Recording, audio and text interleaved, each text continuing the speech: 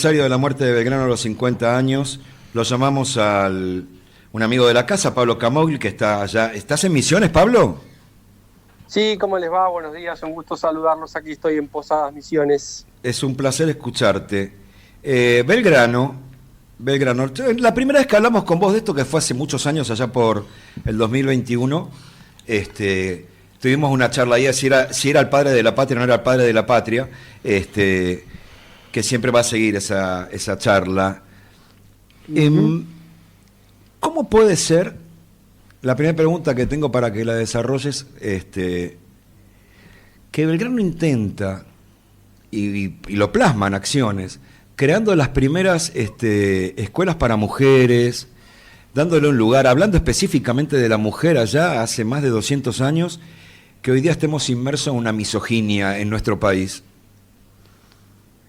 Bueno, sí, creo que buena parte del legado de Belgrano, de las ideas de Belgrano de lo que Belgrano hizo y de lo que proyectó para ese país que estaba gestando él, como tantos otros de los personajes de la época más importantes, bueno, claramente no se han logrado, digamos, y en muchos aspectos estamos retrocediendo, ¿no? Estamos como en una involución, pero bueno, yo creo que no solo es un problema de la Argentina, sino que es un problema más global.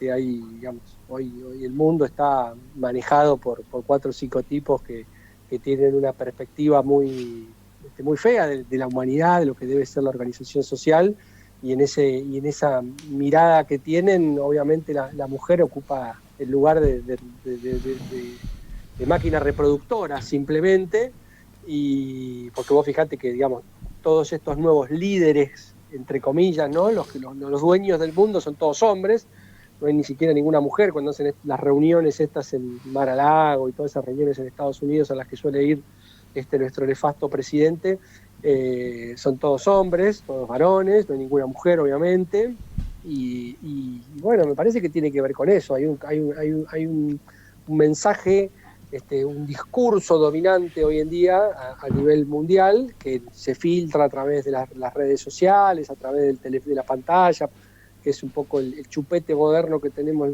los habitantes, y bueno, ese discurso ha ido permeando en la sociedad cada vez más, se ha ido contagiando, y hoy en día, lamentablemente, la Argentina es un poco experimento de todo eso, en donde, bueno, estamos siendo el conejillo de Indias de, de esta nueva humanidad, ¿no? Que, bueno, lamentablemente estamos yendo hacia un lugar muy feo en el que no sabemos muy bien ni dónde, ni cómo, ni cuándo va a terminar, pero que evidentemente no nos guía hacia un lugar esperanzador, ni un porvenir mejor para los argentinos. Creo que eso es algo bastante evidente, por más que, como te digo, la sociedad está como, bueno, muy inmersa en ese discurso dominante que nos bajan a través de la pantalla. Pablo, vos sabés que voy a hacer una breve introducción de 30 segundos para llevarte una pregunta. Allá en el gobierno de Figueroa Alcorta se hace el monumento en el atrio de la iglesia de Santo Domingo, con el Uh-huh. sarcófago donde están los huesos, los restos que habían quedado de Belgrano. La anécdota de color Sí, siempre fue que Joaquín que B. González se robó los dientes, se qué sé robó yo. un diente. Sí. Y fue un Sí. papelón, un escándalo. Pero yo tuve en la mano, seguramente vos también, los decretos de 1920 en el centenario de Belgrano, firmados por Hipólito Yrigoyen y el ministro Salinas, que no era ministro, era secretario de Educación, creo, en esa Uh-huh. época, que generan la creación de un instituto de algo así como de identidad nacional, y plagan la educación pública para que se empiecen a llenar de contenidos sobre la historia argentina, sobre la independencia, sobre los procesos, y se le da un primerísimo lugar a Belgrano. Claro. Eh, 106 años después del centenario, nosotros esa batalla de quién es Manuel Belgrano, y que los jóvenes tengan alguna idea, las generaciones nuevas, y que lo valoren y que lo ensalcen y que tengan remeras con la cara de Belgrano, es algo que no hemos logrado, ¿no? No. ¿Cómo damos vuelta a esto?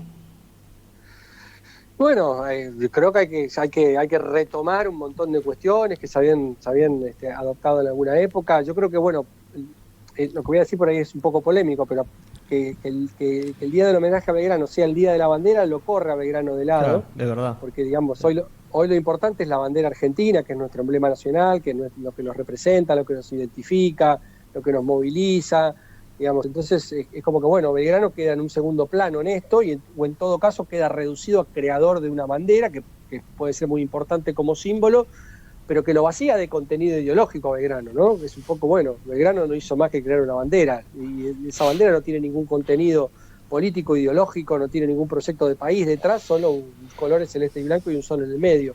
Entonces me parece que pensando, digamos, pensando en tu pregunta y queriendo darte una respuesta un poco caga ruido, es, bueno, lo primero que habría que hacer es sacar el Día de la Bandera de la vinculación directa con Belgrano, digamos, o que el Día de Belgrano sea otro específico para poder hablar un poco más en detenimiento de Belgrano y poder dedicarle más tiempo a su figura específicamente y no a esta cuestión de la bandera. Yo no sé, digamos, por ahí incluso te diría, en los actos del Día de la Bandera, que los chicos, por ejemplo, de cuarto grado, prometen lealtad a la bandera, no se habla de Belgrano, porque el eje central es la promesa de lealtad a la bandera, el símbolo, el emblema nacional. Entonces, ahí tenemos una cuestión que es muy tradicional en cómo la historia argentina o los que escribieron la historia argentina y sobre todo los que decidieron cómo esa historia argentina se iba a traspasar a través del sistema educativo, vaciaron un poco de contenido a nuestros próceres. Pasa lo mismo con San Martín, que bueno, es un gran general que cruzó los Andes, pero no sabemos por qué hizo lo que hizo, digamos, pensando que el objetivo era cruzar los Andes y no un objetivo político. En el caso de Belgrano pasa un poco lo mismo. Me parece que ese sería un primer punto, y el segundo tiene que ver con esto, ¿no? Empezar a recuperar esto que vos hablabas al principio. Bueno, Belgrano planteaba la educación para las mujeres en una época donde las mujeres no tenían ningún tipo de derechos. Belgrano planteaba una diversidad productiva, el impulso de la diversidad productiva en todo el territorio nacional, porque fue el único personaje que recorrió el país realmente en la época, incluso antes de recorrerlo desde el secretariado del consulado, planteó distintos proyectos productivos para todo el país, adaptándose a las condiciones climáticas y de capacidad productiva de cada una de las regiones. Tenía un plan de desarrollo de la infraestructura nacional en la época, digamos, justamente para potenciar todas estas economías regionales, bueno, toda una serie de medidas que yo siempre digo, Belgrano fue el primero que pensó realmente un proyecto de país, lo hizo desde la época del consulado y después, lamentablemente, cuando le tocó su etapa de gestión pública, lo terminaron designando como general, para lo que él no estaba capacitado, digamos, no estaba formado, porque bueno, después terminó siendo, por supuesto que con su capacidad terminó siendo un buen general dentro de todo, pero no se aprovechó realmente todo lo que él había proyectado para ese futuro país que evidentemente él pensaba que en algún momento se iba a poder conformar. Entonces, ese sería el segundo punto, ¿no? Retomar un poco todo el pensamiento belgraniano, poder trabajarlo, difundirlo, y abordarlo desde todos los ámbitos, desde el ámbito de la comunicación, desde el ámbito educativo. A mí me parece que en la época sobre todo de Cristina, con todo lo que fue Paca Paca, Canal Encuentro y las modificaciones que se hicieron en la currícula escolar, el nuevo sentido que se le dio a los feriados nacionales, me parece que sirvió para empezar a rever a estos personajes desde otro lado. Después te puede gustar más o menos la mirada que se hizo, los programas que se hicieron, un montón de cuestiones que son discutibles, obviamente, pero me parece que se hizo un abordaje de estos personajes desde otro lado, que permitió cargarlos un poco más de significado, y por ejemplo, la figura de San Martín sí se convirtió en remera de muchos jóvenes. Quizás la de Belgrano no, porque bueno, bien, cuesta un poco más, o tiene otros valores que no son tan fuertes como el de un jefe militar como puede ser San Martín. Sí, Pablo, ahora, ¿cómo te va? Raúl Varela te saluda. Ahora me estaba acordando que vos hablabas del gobierno de Cristina, que en el año 2010 se estrenó una película bastante larga, creo que era por capítulos, que se dio en cable también, de Belgrano, que hacía de Belgrano Pablo Rago, me acuerdo de eso, ¿no? Sí, fue una película, no fue por capítulo. Fue una película.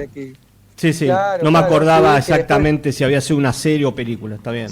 No, fue una película, después se hizo la película de San Martín, que Rodrigo de la Serna hace de San Martín. Sí. Exactamente, y después se hicieron un montón de programas en Canal Encuentro. Yo incluso participé en varios de ellos, como guionista, como contenidista, sobre la guerra de la independencia, sobre los distintos personajes, todo lo que hizo Paca Paca en instalar nuevos personajes que estaban totalmente, eran subalternos dentro del relato historiográfico y prácticamente desconocidos para el gran público, incluyendo a Güemes, te dirían eso. Sí. El feriado de Güemes lo crea Cristina en Así su momento.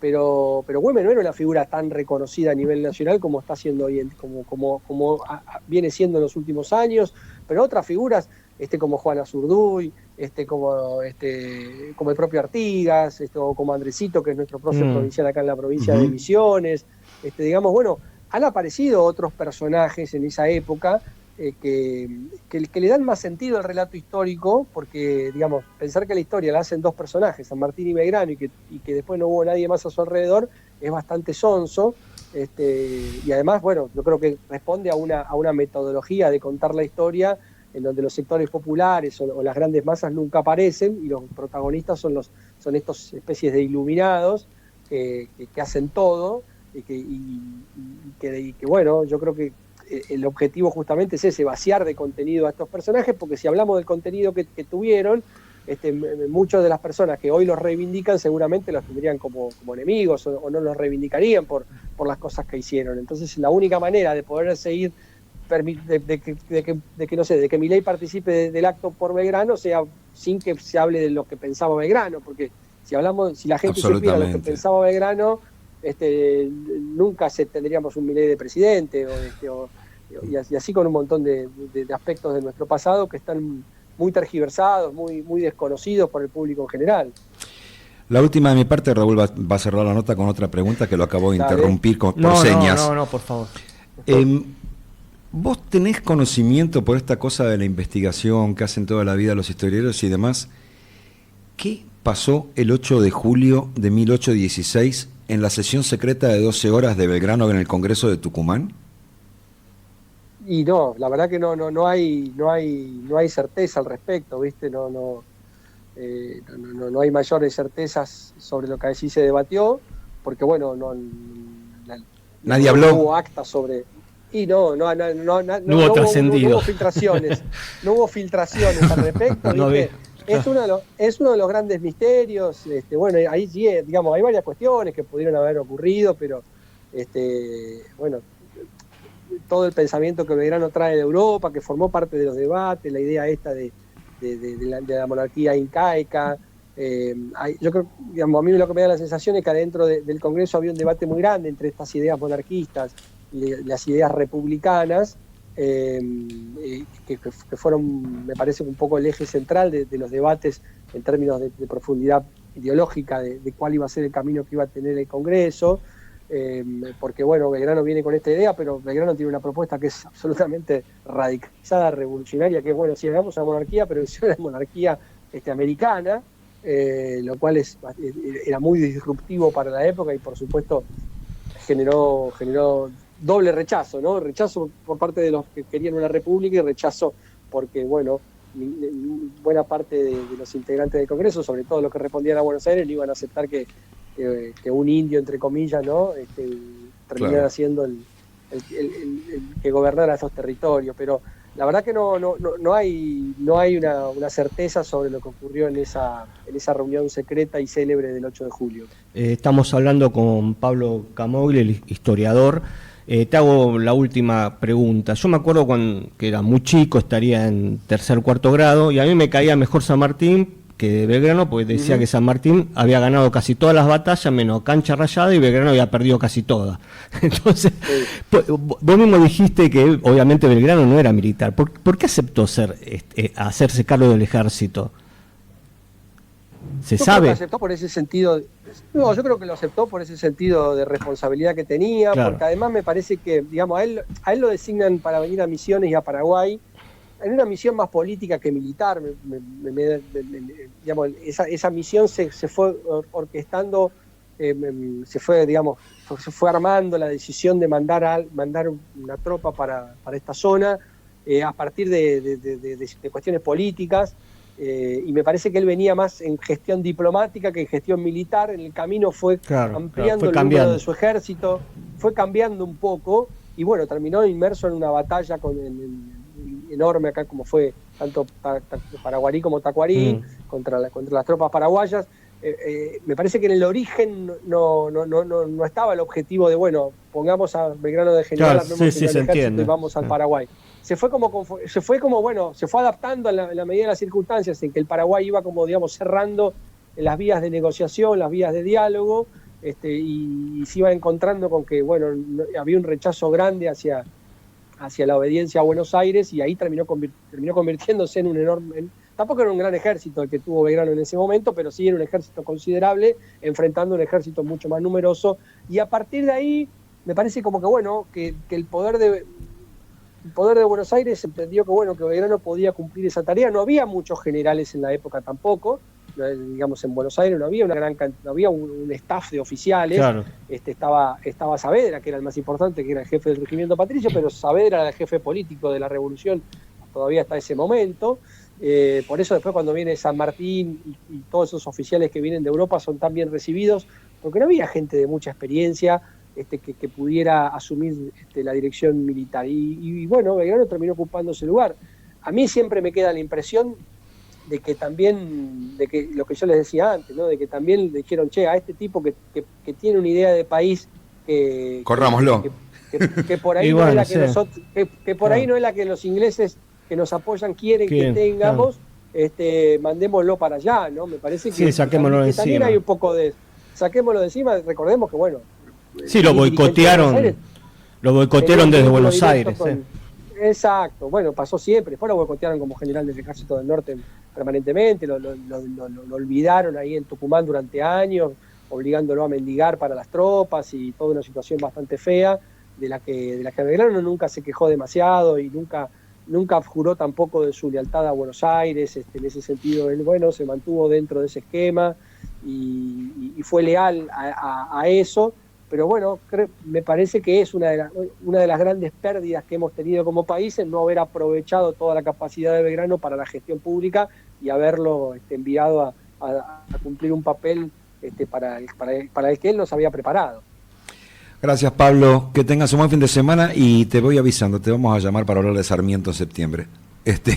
Bueno, sí, un personaje. Vamos con tiempo, Sarmiento es interminable. Sí, controversial también. Sí. Que tengas un buen fin de semana. Muchas gracias. Igualmente, para ustedes, feliz día mañana. Hasta luego. Chao.